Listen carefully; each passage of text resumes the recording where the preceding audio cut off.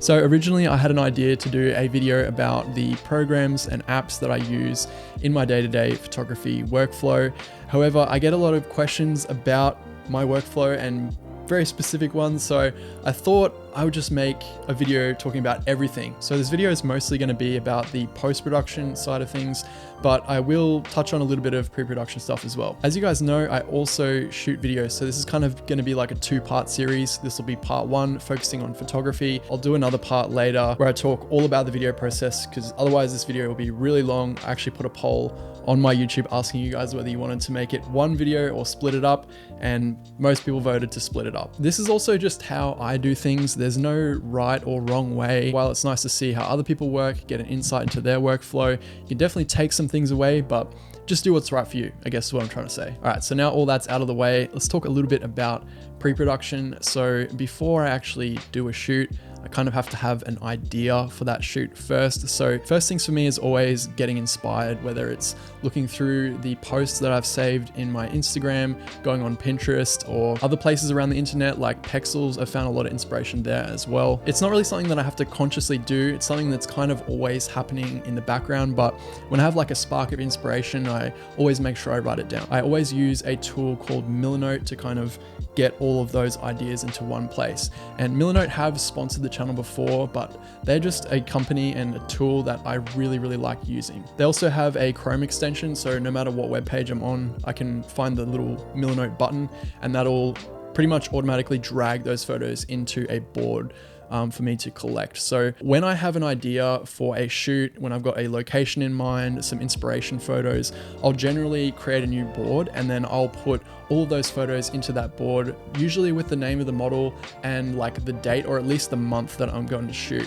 And I'll put other little notes in there, like text notes about what time of day I want to shoot, what kind of outfit I would like. I've said this in other videos, but I think it's really important that you have a mood board and a clear idea even before you reach out to the model. So you basically have something to go like, hey, this is what I want to create. And then you actually have ideas that you're trying to execute on. Okay, so after the shoot, I will have an SD card full of photos. The SD card that I use is the Angel Bird. I use a 128 gigabyte V60 card. This works really well for video and photo. It's very fast. It's a UHS 2 card as well. I'll plug that straight into my MacBook Pro, and I'll actually make 2 copies of the photo shoot straight away. So the first copy goes to my 1 terabyte SanDisk SSD. I've been using this for quite some time now, and this is my working drive. So the good thing about an SSD is it's fast and it's compact, and you can basically take it anywhere. And they're also more or less drop proof, so good for taking to cafes and pretty much anywhere I'm editing, if I'm traveling, stuff like that.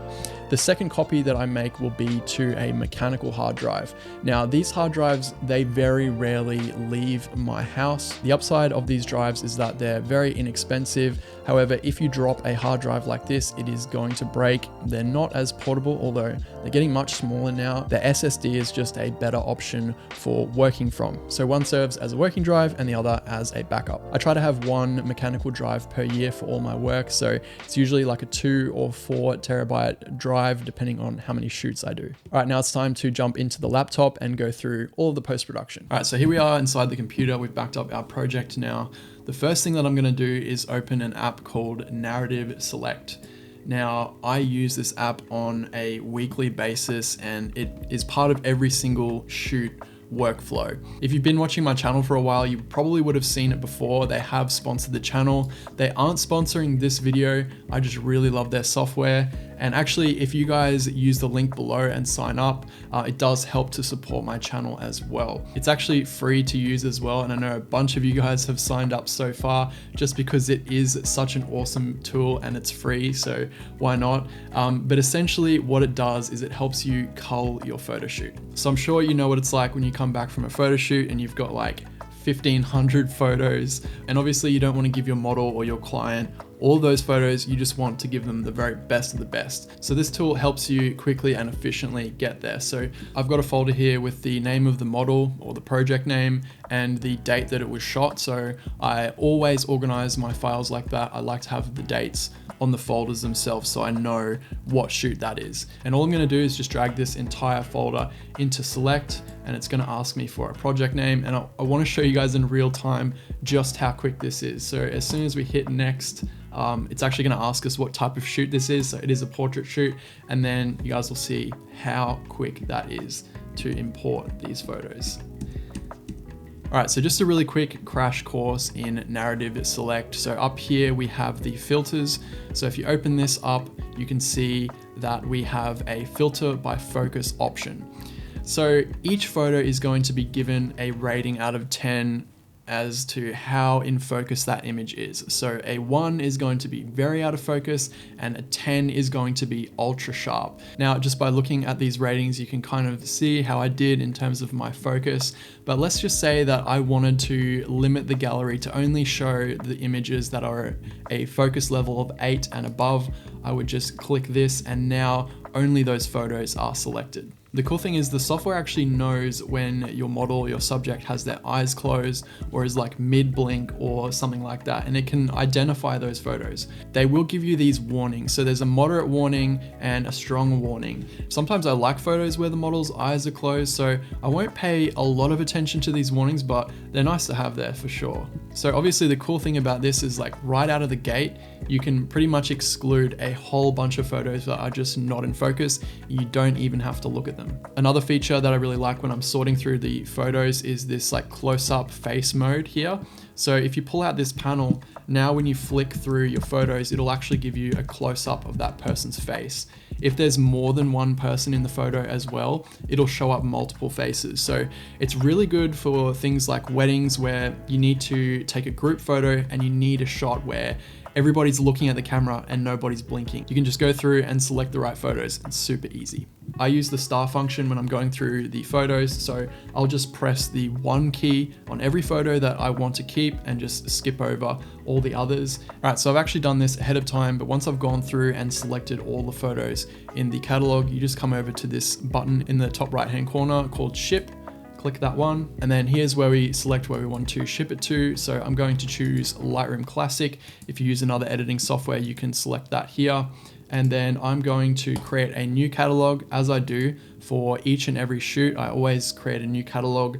I don't use the same catalog. I find that they just bog down and they get really slow once you add a lot of photos to them. So we're gonna call this one NOF, which is the name of our model, and then the date of the shoot,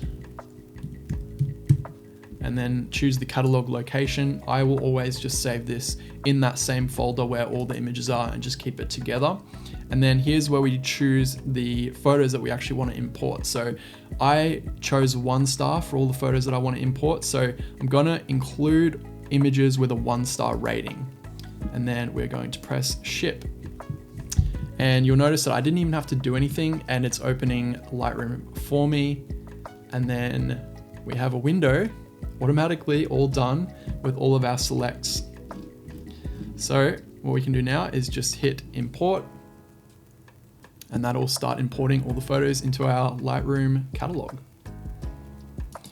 So every time you open a new catalog in Lightroom, you have to wait for the photos to import and then for all the previews to load as well. So it's really nice that we're only importing the photos that we know that we're actually going to edit, and all the others will get left out. So this actually speeds up the process of importing into Lightroom, but also when you're in Lightroom and you're actually editing the photos, you're only looking at the ones that you're going to edit, and it's just much faster. I've just found that Lightroom runs much better when there's less photos in the catalog. So that is Narrative. I really love this software. Links down below if you guys want to check it out. I'm just going to exit out of there, and now we're going to begin editing in Lightroom. Generally with this process as well, I do have 229 photos in here, and I know I'm probably gonna aim to deliver around 100, and I'll actually narrow the catalog down even further once I'm in Lightroom. I just find that I like to see the photos once they're edited and then make a final decision on whether I want them to make the final gallery, if that makes sense. All right, so if you guys have seen any of my videos, you'll know that I have a preset pack, and I actually do use that preset pack on all of my photos. And so I've got my handy presets here on the left-hand panel, and I have been playing around a little bit and creating some variations of the presets that I will probably update pretty soon. For anyone who's already bought the presets so far, don't worry, you will get a free update. I push out free updates all the time for the preset packs. And recently I've been trying to step up my game when it comes to getting more accurate kind of film style photos. So really mimicking that film look, which I love a lot. Obviously film is very expensive, so I do shoot it from time to time, but I really pick my moments and then I try to get better and better at editing my photos to kind of represent that feel, that nostalgic feel of film photos. Generally, I'll gravitate towards a certain preset. The OG is one that I've been using for years and absolutely love, but recently I have been playing around with Burley as a base preset, one that I use on more of a consistent basis. And I have been working on this one called Burley Portrait Match, and I just love the way that this preset looks. Like, you barely have to do anything, just apply this preset. The main thing that I'm doing after I apply a preset is playing with the white balance first and foremost. That is one of the most important things. And I do like more of a warm look to my photos, so I will err on the side of more warm, more yellow tones, and then just getting your tint right. You don't want to have too much magenta in your photo like this, or too much green in your photo. So you kind of want to find a really nice balance. I found that my eyes are more biased towards magenta, and I've had people say that I add a little bit too much magenta to my photos in the past. So I actually try to go to where I think it looks good, and then I'll go slightly towards the green, if that makes sense. Also, none of the presets have grain applied as standard, except for this one I've just been playing around with, but I have added 3 grain settings, so ISO 100, ISO 400, and ISO 800 for a really grainy look. But generally I do add some grain to my photos. I like them to be nice and bright. I don't like having vignettes in the corners, so usually I will use the profile corrections to take those darkened corners out of the photo. So when it comes to editing these photos, I just like to keep it really simple. One other thing that I might do if I feel like I want to add more contrast back into the image is I will kind of play with the exposure and the black slider. So if I wanted to add a little bit more contrast to this photo, I would actually bring the black slider down and then balance it out with the exposure slider. And I like the look of this method versus just using the contrast slider. I think the contrast slider just makes it a little bit too crunchy for me. I just prefer the look of using that black slider. Sometimes if I think the highlights are a bit too bright as well, I will play with this highlight slider. As you can see, you can bring it back and retain much more of that highlight detail. But I like having it pulled up a little bit as well with this preset, just because it looks a little bit more like film. So much of the look of this preset is in the tone curve and the HSL, which I don't generally muck around with a lot. Sometimes I will play around with the image a little bit, but I just like to keep it nice and simple. As I said, just play around with a few sliders, get it to a place where I think it looks good, and then move on.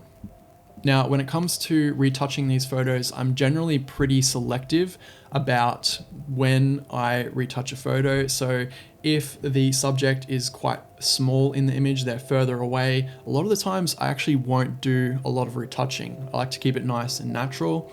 For a photo like this, which is quite close up, you'll see if I just do the before and after, the preset actually takes care of a lot of the minor blemishes that show up in the photo, so that's really good. But a lot of the time I will just use the healing tool in Lightroom and just take care of a few little spots if the photo needs it. So it's basically just up to my discretion. And then if I want a really clean look, I will actually take the photo into Photoshop. So I'll do that really quickly for you guys here. And how I do it is just right click on the image and then edit in Photoshop.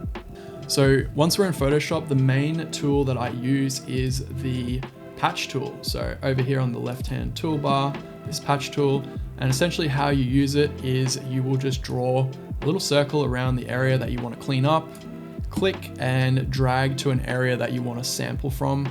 I use a diffusion of 5 when I use this setting, and then I will just move around the image and just take care of any spots that I think need to be fixed up.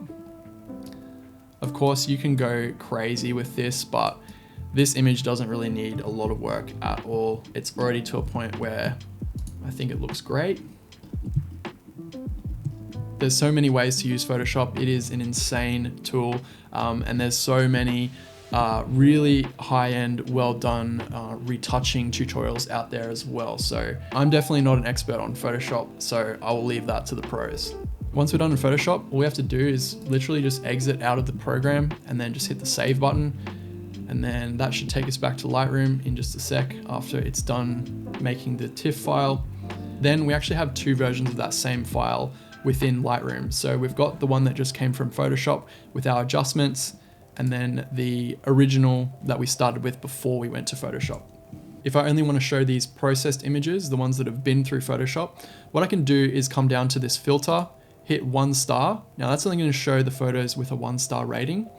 And then I can come to my original file and just hit the 0 key, and that's going to remove the star rating and thus remove it from the catalog. So we still have our Photoshop processed file here, and the other one, it hasn't been deleted from the catalog. It's still there, but it's just not being shown because it doesn't have a star rating anymore. Once I've gone through all of my photos and I'm happy with the results, all I'll do is hit Command A to select all my photos, right click on the film strip, and then go to export. And generally I will rename all my photos. So I'm going to create a custom name here, and I'm just going to call it NOF Studio, and then have a dash there. And I'm actually going to add a sequence.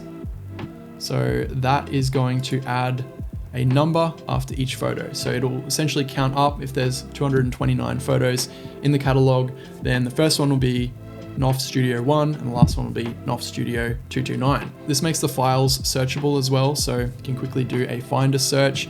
And also I just think it looks a little bit more professional, especially if you're working with a client. So I'll actually make two separate sizes. The first one is a full-size JPEG. So I will have it set to JPEG. I'll have the quality set to 100.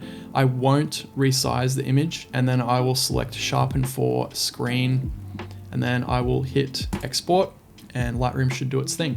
As I said, I'm going to do a separate export. So I'm going to right click on the timeline again, hit export.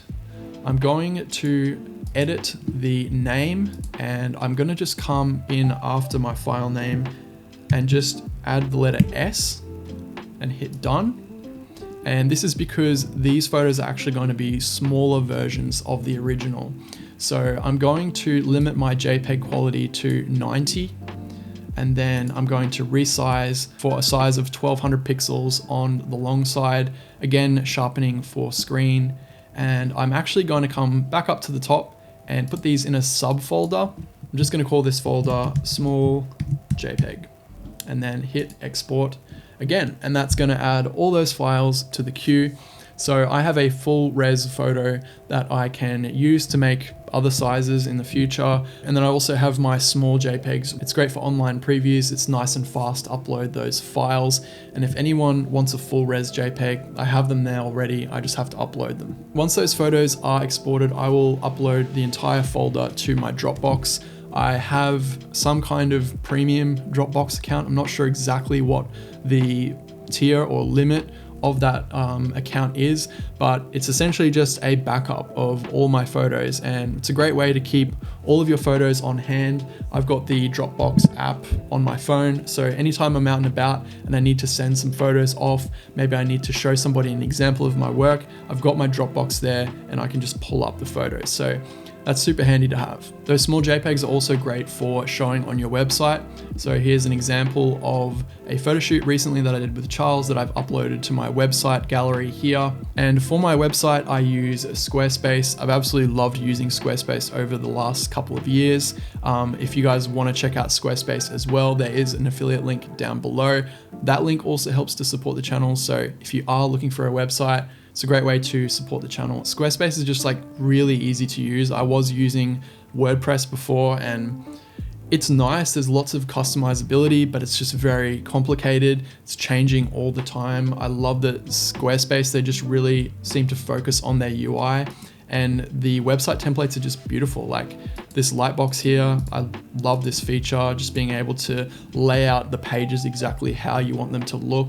And yeah, it's just super easy. A few people were asking about uploading to Instagram. So what size and setting of a JPEG will I use to upload to Instagram? And I actually just airdrop the full res photo to my phone and upload the full res photo to Instagram.